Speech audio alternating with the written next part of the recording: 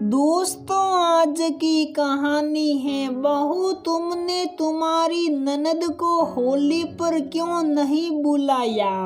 दोस्तों, कहानी शुरू करने से पहले अगर आपने हमारे चैनल को सब्सक्राइब नहीं किया है तो सब्सक्राइब कर लीजिए ताकि आपके पास पहुंचे हर नया वीडियो।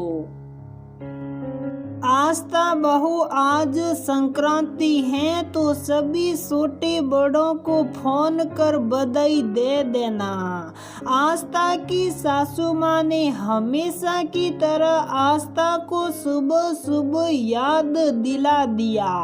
हाँ जी माँ जी, बेमन से आस्था ने सहमति दे दी, लेकिन आस्था की बिल्कुल इच्छा नहीं थी कि किसी को फोन करने की। ऐसा नहीं था कि आस्था किसी से संबंध नहीं रखना चाहती थी, लेकिन हमेशा आस्था को ही सभी बड़े छोटे को सभी त्योहार पे फोन करना पड़ता। सामने से कोई फोन नहीं करता। आस्था को 2 साल भर की शादी में ऐसा कभी नहीं हुआ कि सासू माँ ने याद ना दिलाया हो कि आस्था बहू फोन कर लेना। और ऐसा भी एक बार नहीं हुआ कि किसी का खुद सामने से फोन आया हो।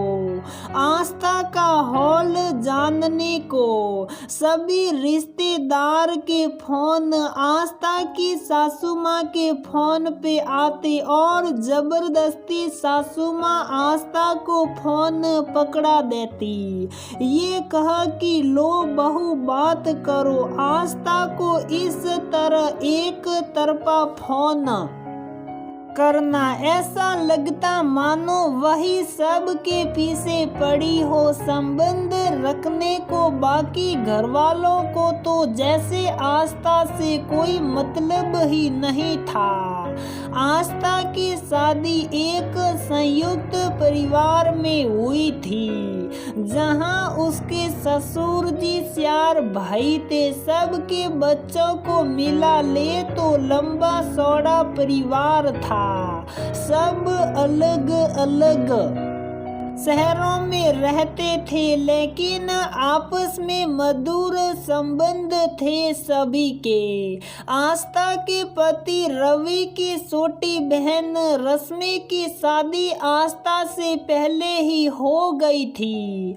जब होली का त्योहार आया तो हमेशा की तरह सुबह सुबह आस्था की सासू माँ ने फरमान जारी कर दिया, लेकिन इस बात आस्था ने सोच लिया था कि उसे क्या करना है। आस्था ने सुबह सवेरे सभी ताई सास, सासी सास और रवि से बड़े भाई बहनों को फोन लगा प्रणाम कर लिया, लेकिन छोटों को नहीं किया, जैसा कि आस्था को अंदाजा था। अगले दिन रश्मि का फोन अपनी माँ को आया और आस्था की शिकायत उसने अपनी माँ से लगा दी कि भाभी ने त्योहार पे फोन भी नहीं किया, अभी तो दूसरी होली ही गई है। ऐसा ना हो कि भाभी अपनी ननद को भूल ही जाए। बेटी की बात सुन सासू माँ नाराज हो आस्था के पास आई। ये क्या आस्था बहू, कल तुम्हें सबको फोन करने को कहा था, तुमने किया नहीं। किया तो था माँ जी, लेकिन रश्मि का फोन आया था, तुम्हें उसे फोन नहीं किया होली की बधाई देने को। एक ही ननद है तुम्हारी और तुम्हें जरूरी नहीं लगा कि उसका हाल पूछो, त्योहार की बधाई दो और ऊपर से झूठ भी बोल रही हो कि फोन किया था। माफ कीजिए बोलेगा माजी। मैंने झूठ नहीं कहा, मैंने फोन किया था, लेकिन सिर्फ सभी बड़ों को, छोटों को नहीं। जैसे रश्मि दीदी को ये अपेक्षा रहती है कि उनकी भाभी उन्हें फोन करे, उनका हाल पूछे, उन्हें त्योहार की बधाई दे, वैसे ही मुझे भी तो अपनी छोटी ननद से ऐसी ही अपेक्षा रहती हैं कि कभी उनका भी फोन आए मेरे पास, मेरा हाल पूछे और त्योहार की शुभकामनाएं दे। माँ जी, रिश्ते दोनों तरफ से चलते हैं, ना कि एक तरफ से। पिछले 2 सालों में शायद ही परिवार के किसी छोटे बड़े का फोन मेरे फोन पे आया हो, लेकिन आपके कहने पे मैंने हमेशा सबकी खैरियत, खुशी और शुभ कामनाएं भी दी हैं, लेकिन यूं एक तरफा फोन करना मुझे अच्छा नहीं लगता। ऐसा है तो आपने सासी सास और ताई सास को क्यों फोन किया तुमने? क्योंकि वो मुझसे बड़े हैं। त्योहार के दिन फोन नहीं करने से उनका अपमान होगा को मुझे पसंद नहीं, लेकिन घर के छोटे मेरा मान करे इसकी उम्मीद तो मैं कर ही सकती हूँ ना।